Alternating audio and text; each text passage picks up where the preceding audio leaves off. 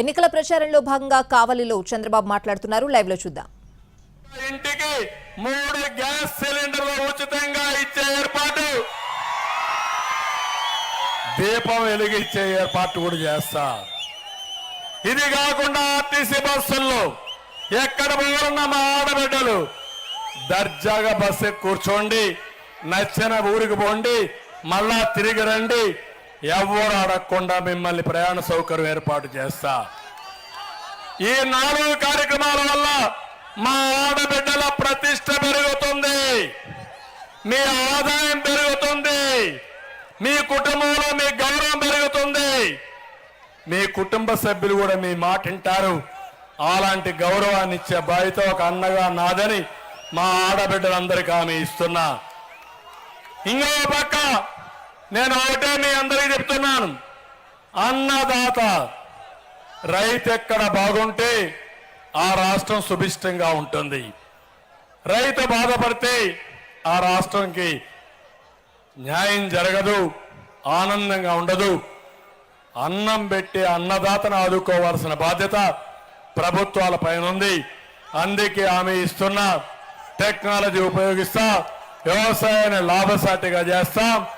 అదే మాదిరిగా ప్రతి ఒక్క రైతుకి 20,000 రూపాయలు సంవత్సరానికి ఇచ్చే కార్యక్రమానికి శ్రీకారం చుడతాం. గిట్టుబాటు ధరలు ఇస్తాం, సబ్సిడీలు ఇస్తాం.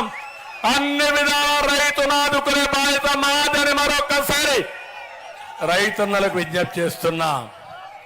యువగణం ఇప్పుడే ప్రభాకర్ రెడ్డి గారు చెప్పారు, యువత ఒకటే హామీ ఇస్తున్నా, 20 లక్షల ఉద్యోగాలు కల్పించే బాధ్యత నాది. 5 సంవత్సరాల్లో సంవత్సరానికి 4 లక్షలు డిఎస్సి, మెగా డిఎస్సి తొలి రోజే పిలుస్తాను. ఇప్పుడు అంటున్నాడు జగన్మోహన్ రెడ్డి, నేనేం చేశానంటున్నాడు. నేనేం చేశానో చరిత్ర ఒకసారి చూడు. నేను ముఖ్యమంత్రిగా ఉన్నప్పుడు 9 డిఎస్సీలు పిలిచా. నేను ఎన్టీ రామారావు గారు 3 డిఎస్సీలు పిలిచాడు. అన్నంటే ఈ రాష్ట్రంలో 12 డిఎస్సీలు తెలుగుదేశం పార్టీ నిర్వహిస్తే జగన్మోహన్ రెడ్డి 5 ఏళ్లలో 1 డిఎస్సీ పిలిచావా? నువ్వు పిలిచాడా అని అడుగుతున్నా. ఇచ్చాడా టీచర్ ఉద్యోగాలు మీకు? నేనేం చేశాను నీకు చెప్పాలనా? చెప్పడానికి సిద్ధంగా ఉన్నా.